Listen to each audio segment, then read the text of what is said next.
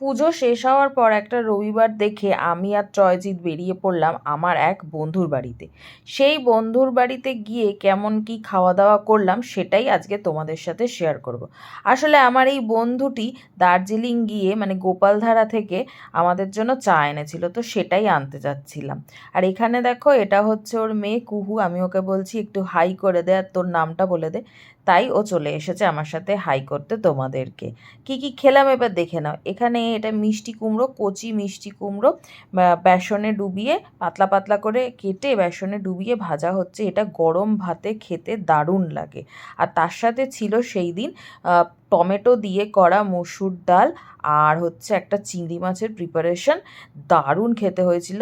আর তার সাথে ছিল চাটনি, রায়তা, পাঁপড়। আর দেখো ছোট্ট এই ক্ষুদে মেম্বারটা কি সুন্দর বসে বসে আমাদের সাথে খাচ্ছে।